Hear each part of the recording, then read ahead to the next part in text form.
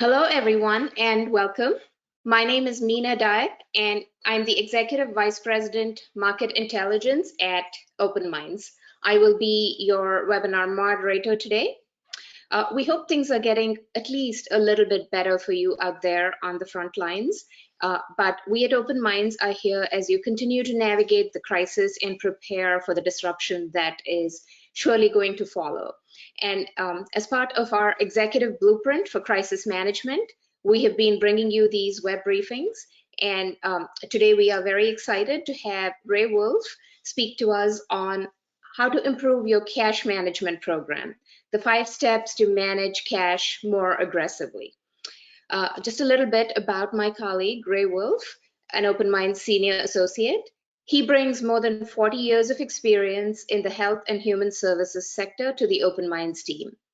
He, in his position as senior associate at Open Minds, he uses his expertise to lead varying projects, and his areas of expertise include managed care and value-based reimbursement models, financial analysis and management, mergers and acquisitions, certified community behavioral health center certification, integrated care, performance improvement, and strategic planning. That is definitely an impressive list, but I am very excited and I'm looking forward to Ray's tips today on a cash management program. Just a couple of housekeeping reminders before he gets started. Your audio is going to be muted. You will not be able to speak today during today's web briefing, so we get the best quality of audio and video from Ray. But we do welcome your questions at any time. Simply type them into the question box on the right of your screen and send them into us at any time. We will be happy to answer your questions either as we go along or after Ray's presentation is done. He will be available for as long as it takes to answer all of your questions. I just want to let you know that the slides as well as a full recording of today's web briefing will be available on the Open Minds website, and we will send you an email by tomorrow morning with the links so you can access them, share them with your colleagues, and use them every day as you think about your cash management program. So thank you all for joining us today, and thank you, Ray, for taking the time to share your expertise with us. With that, I will hand it over to you. Thank you, Meena. I appreciate the kind words and thoughts. I am very pleased to be here today and to have the opportunity to talk to you about this very important topic that we will be facing and dealing with over the next year and a half, and frankly, farther into the future as we look to the transformational changes that will be occurring in our industry. Generally, people who know me understand that I like to begin with some kind of reflection or background thought. Perhaps it's from working with the Nuns and Sisters of Mercy as long as I did in Pittsburgh Mercy. But today I want to move away from some of the more spiritual reflections or thoughtful reflections to get down to some comments from leaders in industry. Because I think it's important for us to see this as a real business issue. And first, Peter Drucker, entrepreneurs believe that profit is what matters most in an enterprise. Profit is secondary. Cash flow matters the most. To reemphasize that, Michael Dell said, we were always focused on profits and loss statements, but cash flow was not a regularly discussed topic. It was as if we were driving along, watching only the speedometer, when in fact we were running out of gas. I think this points very clearly to the fact that even in for-profit businesses, cash flow is underestimated, and the ways that we manage financially and approach cash flow really don't give that item, that aspect and perspective of our business the kind of importance and gravitas that it deserves. So as I look at what we have previously produced for this audience, what I see is that in Monica's crisis plan, there were 12 points for cash management that she believed we should look at and review, and that a good cash management plan would include all 12 of these items. I totally agree. I think they are the right 12, and that is where we're headed. But for purposes of this presentation, I have tried to reorganize them a bit. And I want to show you that reorganization before we start. I've attempted to gather these in ways that I think really play out in terms of timelines. 1, 2, 3, 4, and 5 are groups so that 1 becomes the most tactical, the most urgent thing we can do. And 2, 3, 4, and 5 move us through the issues in general. In fact, 1 and 2, improving the revenue cycle and cash, are really tactical considerations which can be accomplished or at least begun this year. 3, 4, and 5 largely produce a different way of thinking about management, a different series of tools that we will use as we move forward with cash flow. And these will be the ways that I think businesses will operate, not just later this year, but into the long-term future as they view cost management, financial health metrics, and rebalancing of portfolios. So let's begin with addressing the external cash partners. Now, as we know, cash doesn't become created in our system. The only people who create cash are the federal government. They're the only ones permitted to have a printing press. So the cash we seek is largely developed external to us. There are vendors, there are commercial payers, there are governmental entities, there is short-term financing available from multiple entities and multiple banks and other online sources, and there is customer contacts. I mean, services we provide to customers and that we expect money in return from those services. All of these are areas for us to review as we look at immediate concerns. Are we paying vendors too quickly? Can we get, instead of traditional fee-for-service, some level of prepayment of services for those fee-for-service things we do? I think there are a lot of people who look at prepayment and immediately assume that what it means is coinsurance and deductibles, and that what we need to do is to establish more upfront rules about collecting.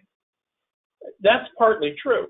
I think that particularly deductibles from folks who have good jobs and are covered by commercial insurances is really an important criteria. But the truth is that there are some pretty surprising numbers out there. If you were to take, for example, the total value of your company over a year, let's say it's $30 million, and you were to say that there are 5 AR clerks. The surprising factor is then that, frankly, each clerk would have to generate $3,000 an hour in revenue in order to justify the continued cash flow of your company. You're not going to get that from $5 and $10 collections and prepayments from people who can't, frankly, afford it that much themselves. The focus has to be on prepayment from our large providers, and I think there are ways with MCOs and others to manage that process.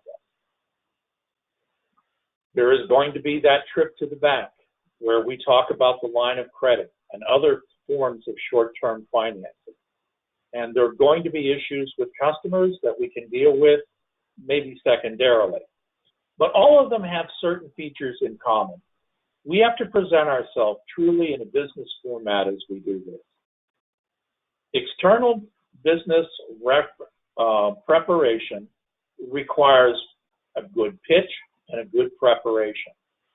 It's about knowing your relationship to other parties and their strengths and weaknesses as well as your own. These are things you could consider as you move into discussions with managed care entities. What is the goal of this person I'm speaking to? Vendors and banks often have interest in making sure the community is well funded and is sustained, because they survive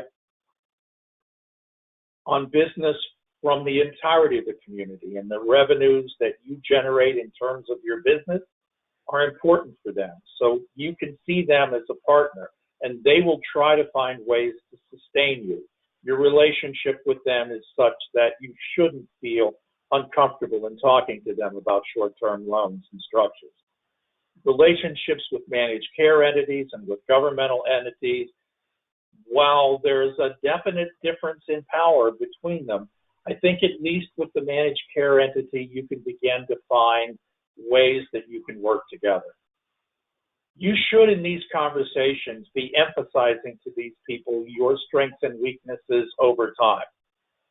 You don't need to be hat in hand in these conversations. You can talk about the longevity of your business, how long it has been in place, how many people and families in the community that you employ, and how your relationships have been over time. You can talk about the speed of your payments to those vendors and how you contribute to the community.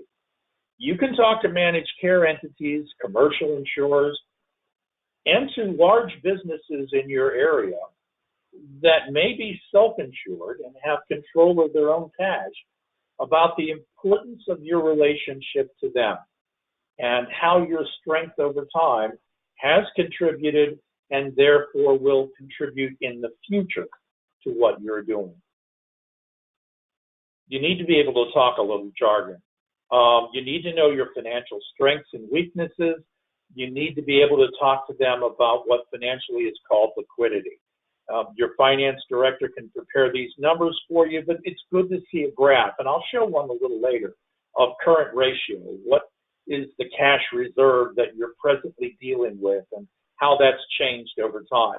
Days in cash. Knowing these numbers and being able to talk to them is important because it shows you understand the speed of payment and that your considerations about this process are such that you've thought through issues of financials. I hate to even bring it up, but in many cases, I've been involved in situations where small businesses will go to banks or to go to vendors or to their commercial insurers with financials that are incorrect. They have to be up to date, not 4 weeks old or 5 weeks old or 6 weeks old, because the impact of this crisis has changed everyone's numbers. And they have to be solid and accurate. You need to be able to show, and you should mention as one of your strengths, the fact that your audits have been strong, that there have been no material changes, that your auditor gave you a clean bill of health. And finally, you need to talk to them about the future. And in terms of the future, you need to talk to them about a plan. Do you intend this money to be used over a 1-year period, 18 months, 6-month targets? You need to be able to talk to them about how your company will improve over each of the next 6-month intervals going forward to meet that process. This kind of forecast, given solid financials, given this understanding and your long-term relationships, is an extremely strong presentation as you move into discussions with them. In fact, I've seen people who have used these points significantly to the extent that they've actually made 1 to 2 PowerPoint slides around each point and did their entire presentation based on it. Much will depend on the perceptions of the other party to how you relate, and that will be largely based on how you make this presentation.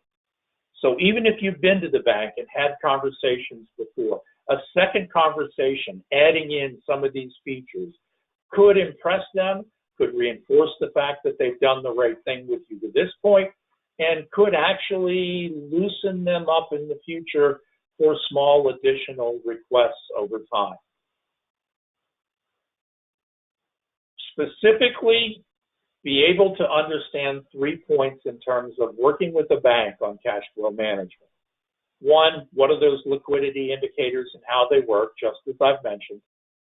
Secondly, do you understand the interest rates and what is possible or should be possible over time? Looking for the length of the loan and the security of the loan will provide that. And what's your leveraging analytics? Leveraging is, what assets do I have that I own reasonably free and clear? Many of us have good leverage in ways that we might not have understood. And being able to show certain analytics with respect to that really impress bankers and make them feel that the long term is safer in terms of what they see. Remember, when you're looking at your balance sheet and income statement, many of your assets are very undervalued. They are on there at cost. And if there are properties you've held for years and years, those properties may be worth substantially more than what appears on those statements. So being able to understand that becomes a key in talking directly with banks. There are other sources of money. There are continually evolving programs through the SBA and through other federal sources that appear to be aimed at the small business group, and that we need to step up and take advantage of them quickly. There's a great deal of liquidity being provided by the federal bank right now. $3 trillion is being pushed into the market, and that money will reduce interest rates and have people considering loans and growth who might not have considered it before. One of the reasons I stress this issue of prepayment and really think that's a place to go is that many of us work with managed care entities. Understand that what happens with the managed care entity is that the state will pay them monthly based on a per capita, a flat dollar amount for every Medicaid person that they are insuring.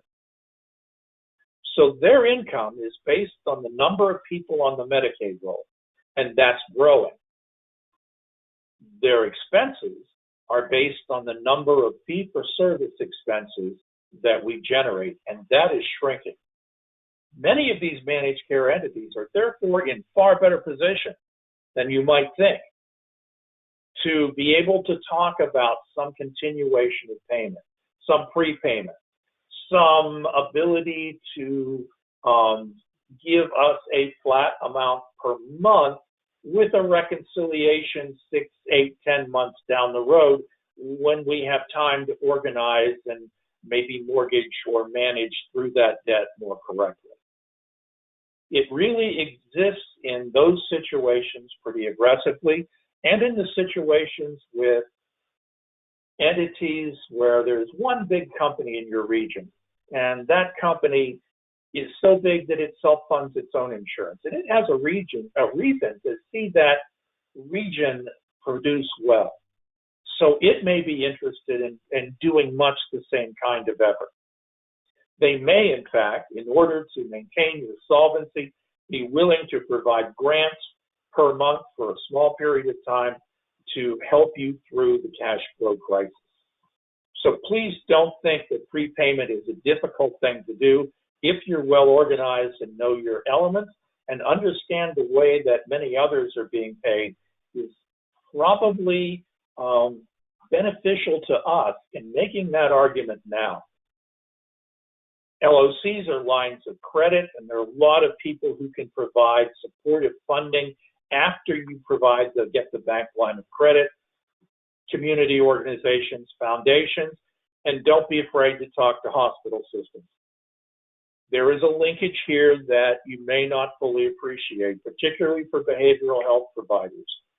We prevent a great deal of ER visits, which are costly and which lose them money over time. Many hospital systems quietly believe that their local community behavioral health center is a support to them, which over time has helped them sustain their profitability, and if they disappeared, would create an unmanageable demand for them. This is a good time to talk to hospital systems. It's a good time to begin to relate to them in new ways. There's going to be a new normal, and our relationships and our networking with hospitals and in regions is going to matter. Talking to them about cash flow situations, how you can develop referral networks that will improve everyone's system, the ways you can share data, And oh, by the way, if in fact you have some ability for us to borrow cash, often for the hospital systems in our region, what we need and consider major amounts of money are not big deals for them. And in terms of their community structure and the way they see you supporting regional healthcare, it really works well. Factoring is an issue that if you have a weak AR department or have had trouble in collections, you should consider. Factoring is a process by which you sell your accounts receivable that are uncollected at a slight discount to a third party. That third party then takes on the process of collecting those payments. There is some support your department will have to do to help them in getting those payments. But in fact, you can collect a substantial amount of your uncollected AR by running through this factoring process. Many of them will have systems where they'll ask you to rebuy that AR over a period of time or net it out. But in fact, factoring of AR for someone whose AR system is not up to optimal standards could be a key way for you to manage cash quickly. Finally, I think there are online sources and funders of last resort.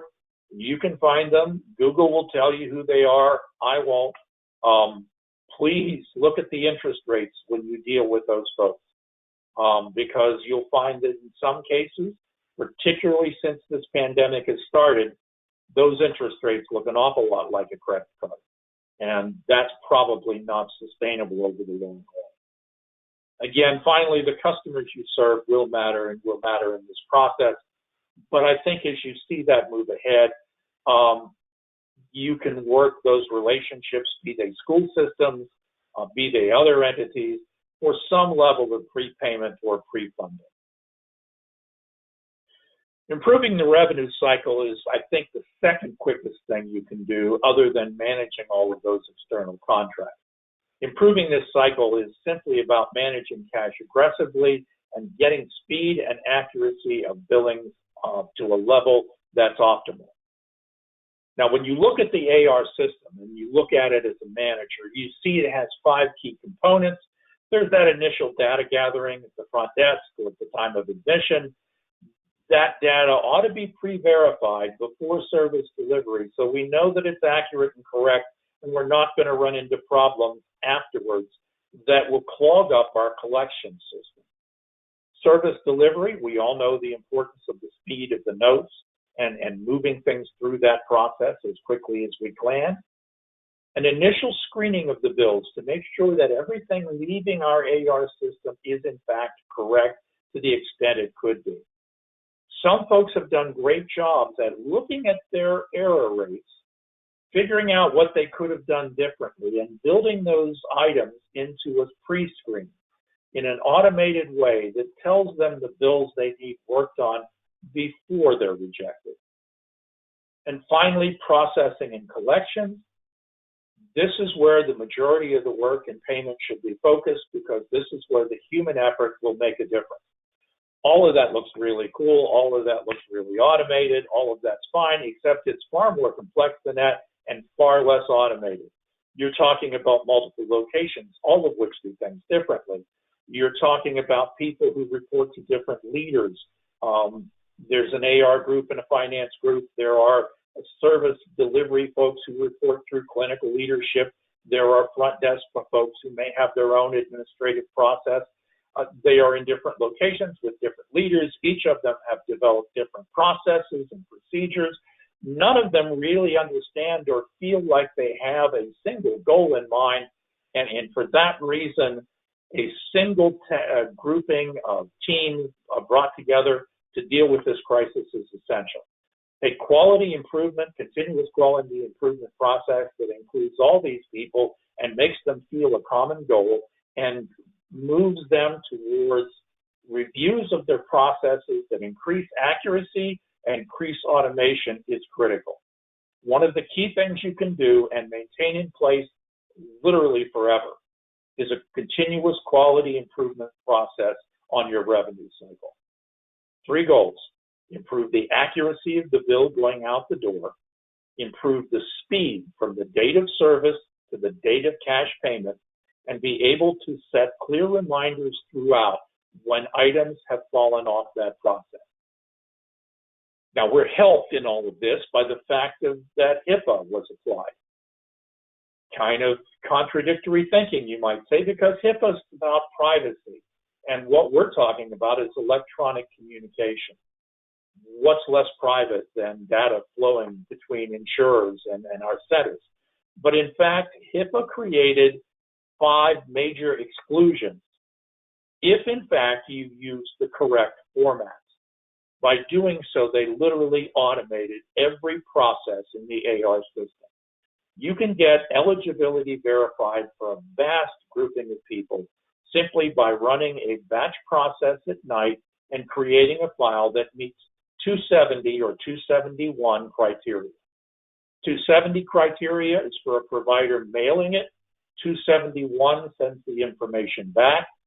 You can build processes in your computer system that will automatically determine whether the claim is correct or not, because it will read and upload data from that 271 just as it downloaded data to the 270 in that process. The pre-authorization request and receipt goes out under a format called 278. We all know about the 837 billing and the 835 claim payment, all of which should be automated to the extent possible. And folks may not be as sure about that claim status inquiry and when to use it. But literally, you can set up systems that say, I'm expecting to be paid in 30 days, and if I'm not in 35, I want my computer system to automatically generate an inquiry to the insurer and let me know what's happening. I want to see a report on how many are being sent to each insurer so that I can talk directly to them, if not about prepayment, then certainly about some level of expected improvement. I've listed some indicators here that you might want to use in this process as you build quality improvement into your revenue system. At admission, all data should be gathered and verified before service on non-emergent admissions. Not only should you get the insurance data and the information you need for the billing, but you should have sent an electronic transmission to an insurer. You should have responded in immediate time, and you should know when that person arrives that you are completely correct in what you're doing. We all know about the fight with service documentation. We all know that we have fought this for years with clinicians around how fast a note should be completed and when it should be moved into place. The standard that I finally came to was, yes, I understand that not every bill can be done in the day, that sometimes things spend past the work of the day. Sometimes there are end-of-day emergencies and crushes, but 90% should be happening the same day and 100% in 48 hours. The reason I like that is that I always found myself, as I was a finance leader and a CEO of the company, complaining to clinicians who were doing a great job and had 1 or 2 outstanding claims. And I think this really helped me get those people out of the mix and focus more on the 1, the 2, the 3 who were having the biggest problem and needed assistance in that regard. Your AR department needs to know flat out that they have to send a bill 7 days after the service was delivered. I'm going to give the clinician 2 days of that 7 to produce the correct format and structure. I want to see that billing department produce in 5 days a bill for that service. And if that means they have to bill weekly or have to bill clean claims every night, so be it. The return in cash will well justify that. Pre-authorizations need to be managed better than before because we often let folks languish in services for long periods of time before pre-authorizations are redone or reauthorizations are completed, and those interim periods aren't covered. A system should be in place, and this will take help from your committee, your continuous quality improvement committee, so that pre-authorizations are worked through clinical people and back, and that notification to them that something needs to be done needs to happen within 7 days of the end of coverage so that we can return and complete it. We need to hold insurers accountable for prompt payment. If we are doing those first four things and we're meeting those standards, then as a quality partner to us, we should expect payment in 28 to 35 days after building normally, and the cleaner we get, we should be able to expect it in 25 to 28. We should be talking to payers as we have this prepayment discussion about, well, if you can't prepay, can you pay me in 14 days? Can you pay me for clean claims in 21 days? Those kind of discussions might end up significantly improving your payment processes. So with those two things accomplished, let's look at a different way of seeing accounting, unit costing. I've been a big fan of this for a long time, and frankly, I think it's important for us to realize that we are only using 20% of what the accounting industry considers to be good benchmarks and structures. The balance sheet, the income statement were never produced for internal management process. Their key goal, and the reason that every detail of the way every transaction is recorded is controlled at the national level by a national body, the reason all that occurs is so that investors and people outside the business can see accurately and know what they're seeing in terms of the accounting system. So these tools aren't built to tell us everything we need to know about building new structures, about becoming profitable internally. Only through looking at unit cost, or what some people call managerial accounting, can we really get to the point of seeing that done. And it really helps us in seeing what is unnecessary expense versus necessary and beginning to reduce that gap. Let me give you the 101 on that, though I think that there's a lot more that I would love to discuss with you over time. Unit costs are much more important today than they ever were because cost-based grant time is largely over, and cost-based grants were easily supported by income statements and by balance sheets because we were dealing with a governmental entity and they had a right to see everything we did with that cash, and it was a simple process. But unit costs include issues about productivity. So when you don't have stable utilization and productivity is highly volatile, an income statement doesn't tell you anything about how to produce at a better level. You need to be able to see your cost per unit and understand it in a different way. Value-based reimbursement will eventually yield bundling of services, and we'll eventually have to work on critical pathways in that process. And frankly, that can't be done without unit costing, because at some point you're going to need to say that the average person in this grouping, in this category, over the course of a month will use 4 of these, 5 of these, and 20 of these, and we know what each one of those costs, so we know what our expenses will be, and we can now negotiate a contract going forward. We also need to know if expense isn't working, if we aren't seeing that bottom line on the income statement we expect, what's the problem? Is it productivity, or is it expense control? Or is it a little of both? And that will help us address those issues internally in different ways than we normally would see. So in terms of basic concepts, it's the unit cost just is determining what it takes to get the resources in place and to manage them. You take your total costs in a program or entity, and you find out the total number of billed services, and you divide one by the other. You can do the same with revenue, and you find out that that's kind of the single rate, and you can classify your costs. Variable costs are those that you need more of as you grow. For example, if you want to do 2,000 units of therapy, you're going to need a certain number of therapists. If you want to do 5,000, you're going to need more. Those costs are variable. Fixed costs don't change. If you're going to have a building, you're going to have a building. And that building is going to cost you the same amount in taxes, utilities, and mortgage payments as if you had 5 units or if you had 5,000 units. And that is an important consideration to understand because it plays into the productivity issue.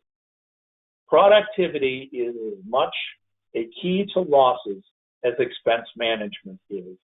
And controlling cash is really about controlling both expenses and productivity. I want to show you this graphic which kind of plays out that point and explains why we're having so much problem today. In this graph, I've looked at a program and I've created a unit cost, and frankly, it's probably a little easier than what you saw in that graphic. Someone with some financial background in manufacturing or some other area can help you classify your costs and develop it very quickly. It's not a big project. I'm sure the Open Minds would be willing to dedicate a certain number of hours to helping you build that cost structure within your system. But what you'll end up with is something that looks like this. A variable cost, even though it's called variable, roughly costs the same amount per unit. So even though it's variable, if you look at 500 or 2,500, it's roughly the same dollar amount. That isn't going to change. Your profit margin then is really about that space that exists between the top of the blue line and that red line where your rates are. That's your profit margin. Fixed costs will eat into that. The more units you produce, the price of the building isn't going up. So the more units you produce in general, that cost is going to drop. It's going to be divided among more and more units of service. The fewer, the more that each unit is going to carry a large amount of fixed costs. So I did this graphic, assuming $45,000 in building and administrative support for this department, and I assumed that there's a $45 direct cost or variable cost in this, and you can see what happens as you move down the ladder.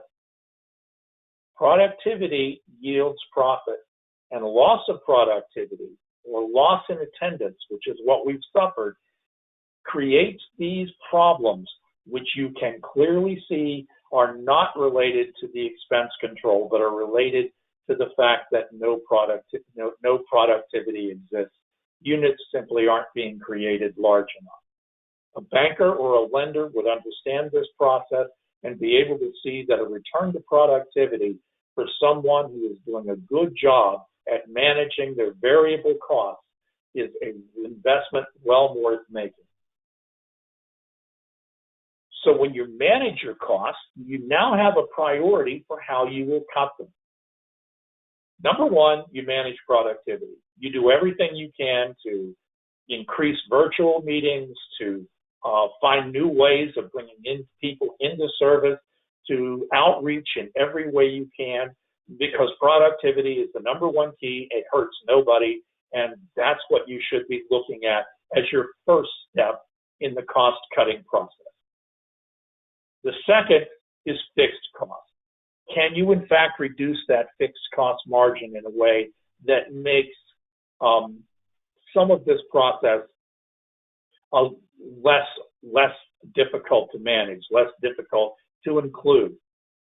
Cutting indirect costs, those things that are variable, but they're not truly related to the service, becomes your third level, so that the non-productive things are somewhat removed from the system.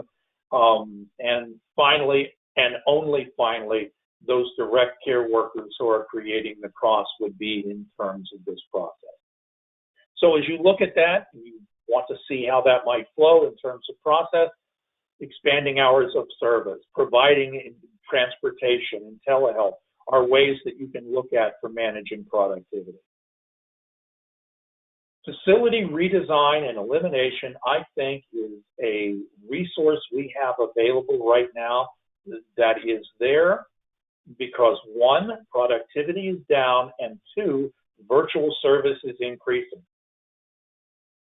I know in my system, and I would imagine in yours, that there was one or two truly flagship operations, big operations where volume really justified keeping them in place. And then there were 3 or 4 or 5 other small locations that were there for various reasons. And some of those reasons were just about accessibility for the consumer. Well, if the consumer has access to the internet, is that building really as valuable to you as you once saw? If productivity really matters the way I've just shown in terms of profit, can we in fact afford small buildings where a secretary's cost is divided among 200 or 300 people who come through the door, rather than that secretary being in a building that had 2,000 or 3,000? Facility redesign, moving programs to more efficient facilities and to larger facilities, providing for those items for crisis residential or minimal crisis services, finding ways to cover those regions through mobile and telehealth become real keys to us moving ahead. One of the things I would hate to, that I think is important for you to look at is the redesign of supervisors and potentially outsourcing some functions. We all know that we have grown through RFPs, state and county RFP processes that create a new program, and every time we get a new program, we got a new supervisor. And when you look at it now, you may have lots of supervisors and managers and directors and even maybe another layer of management in there, and all of that is fixed cost, and it's indirect. And as you look at it, do we really need all of it? A system ought to be in place as we look at those folks that reallocates their time towards clinical work, maybe part-time, maybe half-time, but establishes some standards that say, for example, that every supervisor must be supervising a minimum of 10 people, that every manager must be supervising a minimum of 6 supervisors, that every director should have a minimum of X number of managers. I think what you'll see in that, if you were to go through your management tree hierarchy and remap it, is there's a great deal of cost in that that's indirect. It doesn't really apply to what's happening in the field. And as those indirect costs are changed, you might find ways to redirect some of those people to more productive places. Truth of the matter is, many of our supervisors and managers have moved to those positions because they are exceptional communicators and really great clinicians. Moving them to assume a percentage or to move fully back into direct care work really improves the quality of the service we're providing for consumers. Finally, in cutting direct costs, this is the thing we hate to do. This is the thing that hurts both our direct care staff and the people served. But if we reach that place, we need to think in terms of aligning salary with productivity. Are there things we can do going forward that establish a baseline salary and provide incentives for work above that level? And that puts us in a position where BBR becomes more aggressive. We can create those productivity standards to align with the values and the quality metrics of our contract. In fact, one of the things that we might want to do in this regard is rethink the entire structure of benefit packages and all in terms of part-timing some staff and of realigning towards a more productive use of staff time. So if that's the initial groundwork, if that's the basis of this new accounting, then how do you manage through that? And largely you manage by learning it yourself a bit at a time and by sharing that knowledge with others and optimizing the performance of your team. At the same time, you're putting in place a new reporting system that looks at financial metrics in ways that average people can understand. So, the new financial management is in fact totally driven by data. And the finance department produces a very small number of clearly defined, simple and graphic displays that are, one, accurate, and two, timely. These are discussed regularly in terms of management. Brainstorming occurs around how improvement could happen, and folks move into that process of improving their work. Key staff, direct line supervisors, and managers have to be accountable for the results they receive, both in terms of the benchmark we hold for them and the timeline. If those aren't met, it may be their fault, it may not, but we have to react quickly because the cash flow and the survival of our company may be at stake. Because of that, it's going to create a great deal of angst, a great deal of fear and anxiety within your staff. So communicate, report regularly, have huddles that are available by phone or video transaction where you share data and graphics with your staff and with your supervisors and managers, and people can hear those interactions. Transparency will resolve that fear because they're going to see you, and the truth of the matter is you and your management team are clearly dedicated to saving and working with this company, and you are doing the absolute best you can in that regard. Let people see that in terms of this process for you. When you provide that kind of place for input, don't be surprised if you get it. So there ought to be a pathway, an email system for someone who's listened in on one of these regular reporting structure flows that they can get information directly to you. Finally, don't be afraid to celebrate success. Yes, we're not going to be there on day one. Yes, we're going to see a 5% improvement in the 10% when what we need is 90. But let's celebrate the fact that we're moving in the right direction and we have the tools in place to get us where we are going. Let's let staff know how they contributed to this. One of the things that frightens me the most about this is that we may survive, but without the quality of talent that we have today, because people who have been frightened, people who have seen this industry as unstable will move on, and in fact, other businesses will in fact hire the best from us. So how do we organize this?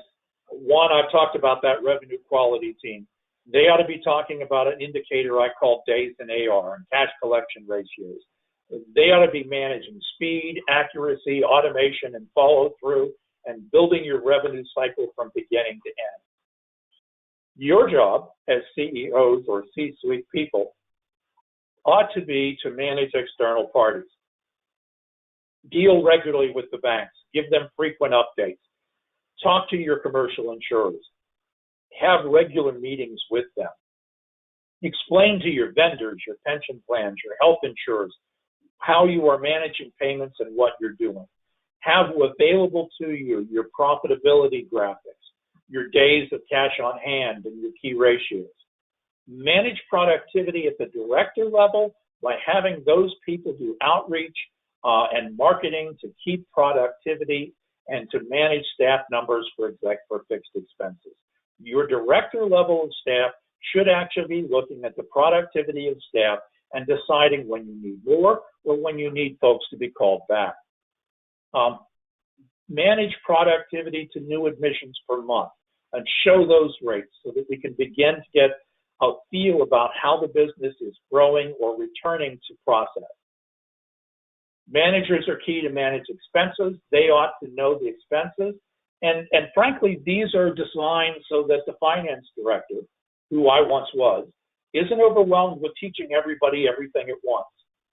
Teach the directors productivity and how much it means and what a good productive unit is for each of their programs. Teach the manager about expenses in the unit and how they vary and what they ought to be as they move forward.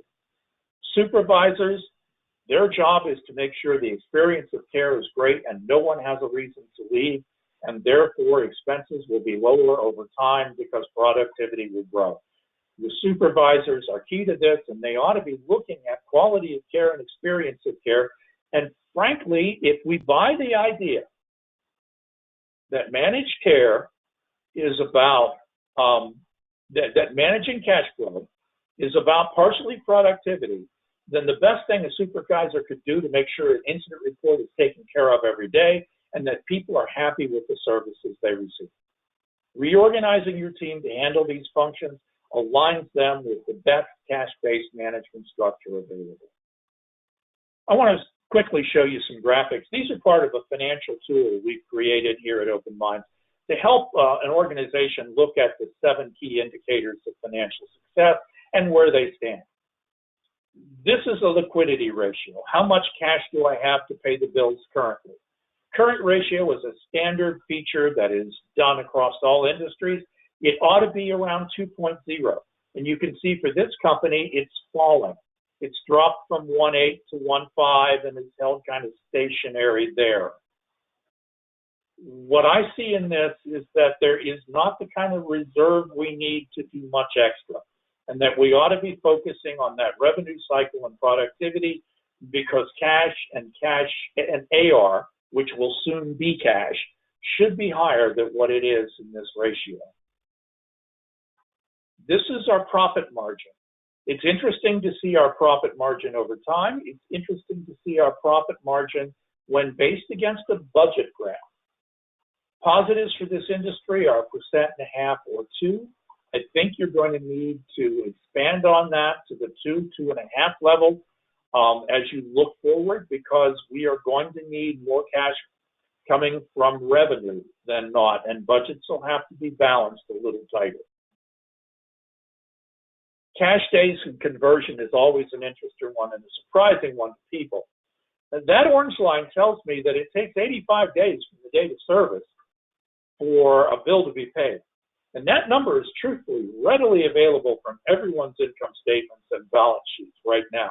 It's simply taking the amount of outstanding AR, dividing it by 365 and saying, well, taking the amount of revenue and dividing by 365 and saying, that's how much revenue we do a day. And then looking at your unpaid bills, your accounts receivable, and saying, well, how many days are there? Payables is done the same way. How much expenses do you have per day during the year, and how much unpaid bills do you have at this point? Look at this graphic carefully. There's a 60-day gap in this entity between the speed of paying bills and the speed of getting cash in the door. That's 60 days, 2 months, 1/6 of a year. For a $30 million company, this graphic is telling me that $5 million in cash is being lost because we are paying too fast and collecting too slow. Now, yes, I understand we'll never completely break that gap. We'll never reduce that fully. But wouldn't it be great if we could find $1 million in cash flow simply by improving those numbers, by paying a bit slower, by getting that revenue cycle geared up so it's not 85? Because frankly, 40 and 45 is a much better indicator of a reasonably good organization. Cash-based budgeting becomes critical as well. The traditional budget becomes a little bit outdated. We used to have income statements that were, here's what we're expecting total, and here's 1/12 of it that we use per month. Actual monthly budgets now have to be truthfully based on seasonal flow. Statistical budgets have to be created for each service unit, so we not only know the expenses they've been given, we know that the productivity we're expecting for them for that level of expense. Cash flow budgets need to be created. If we know our days in AR and we know our days in payables and we know what our goals are, we can look at these monthly budgets and know for sure when we expect to collect it, and we can very well predict the cash flow budget. And we can manage by that, so that if a separate budget existed for new and strategic plans, we would only begin to move on those new plans when we saw, in fact, that the cash flow budget was positive. And finally, the staff hours work budget, because there's always extra expenses during vacation month, and we can't really see that effectively in our statistics unless we know the true hours worked, the amount of time that was replacement as mandated by law rather than simply vacation time that was coming into the system. Many people built very bad systems of managing their budgets by not taking into account that certain months of the year are going to be awful as a result of vacation time. And we all know it's December, June, July, and August.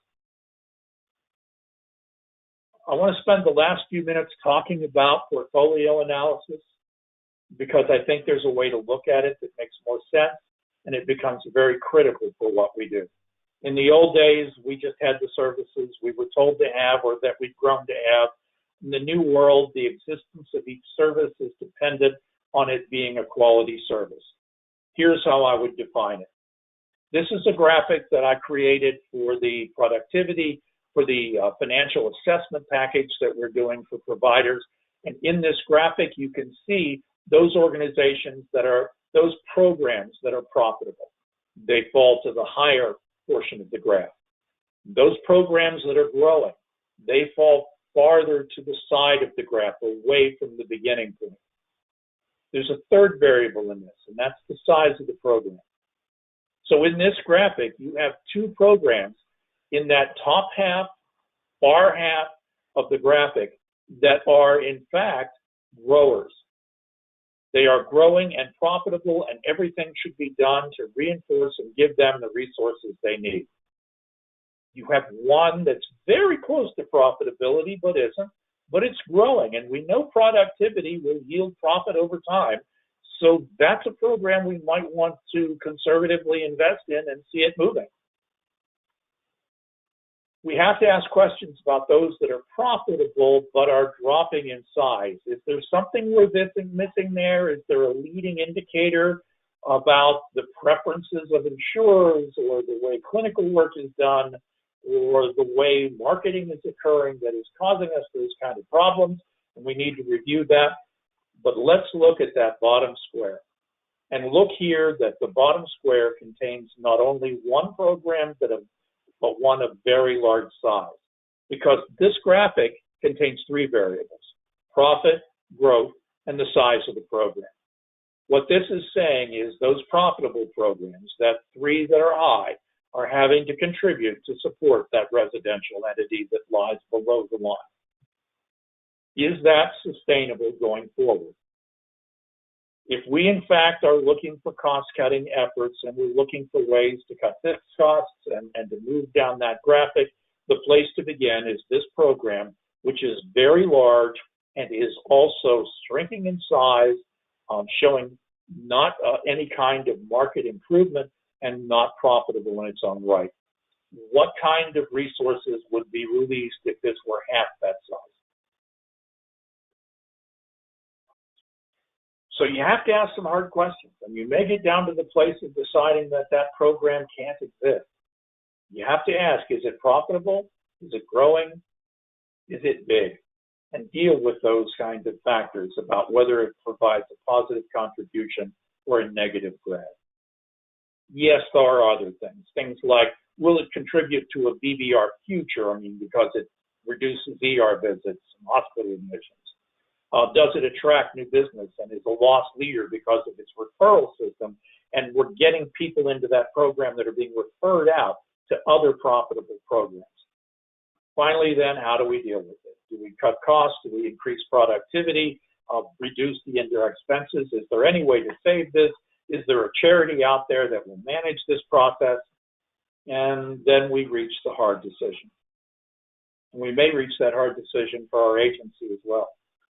The final point that Monica had was to find an urgent partner, someone we may need to be with in the long term. For me, that's thinking about a future that is more aligned with physical health care, more aligned with lots of community services, reducing their fixed costs by being together. But we've reached that place where, in fact, the first system has gone as far as it will go. We've seen that big growth curve, and now we're flattened off, and something disruptive and discontinuous has occurred. we're going to drop back. It's going to be okay if we drop back in a new model, which allows our second move of optimization to get higher. In the final issue, mergers, acquisitions, new alliances, new networking with stronger healthcare providers in our region becomes the place for the final barrier that we may have to cross in order to reach cash flow solvency. I want to thank you. Mina, if there are any questions from the group that have arisen, be glad to answer them at this time. Yeah, Ray, thank you so much for walking us through that very comprehensive plan for cash management, for aggressive cash management. So there are some questions up on screen that our Open Mind Circle members had sent in ahead of time. Can you talk a little bit more about the prepayment that you mentioned? What are some ways to get prepayment for services? Because managed care entities exist with a great deal of flexibility from their states, most states, certainly more flexibility than the state itself, the employees of the state itself would have. It is very possible to negotiate with them on either a prepayment or an increased speed of payment.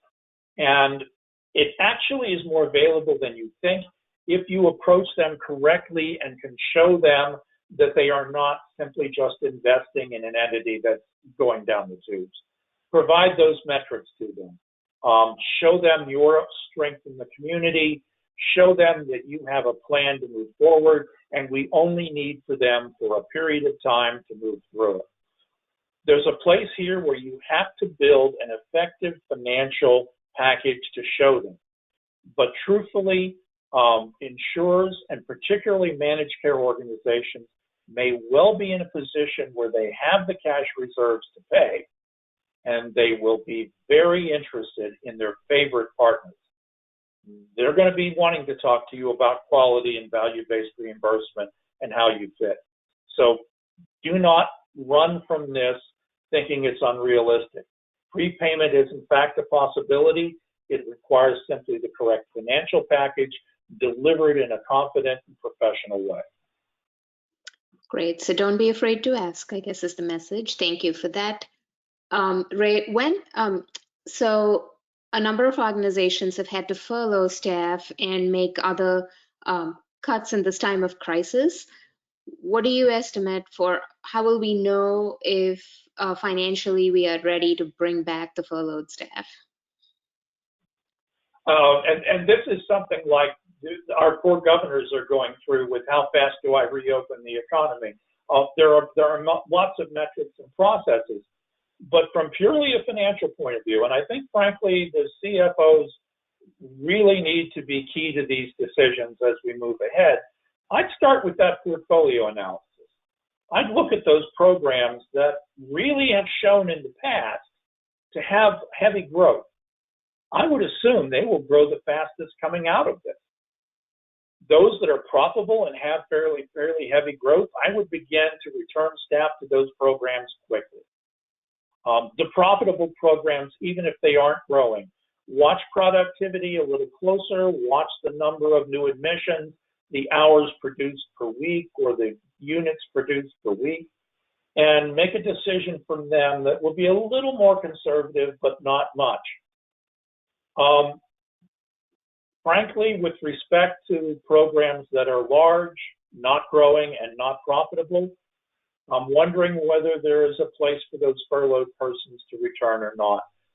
But I would bring those plans into reality based on that graphic and build that graphic for your organization so that they can see why you've decided to return these staff in the time frames you have.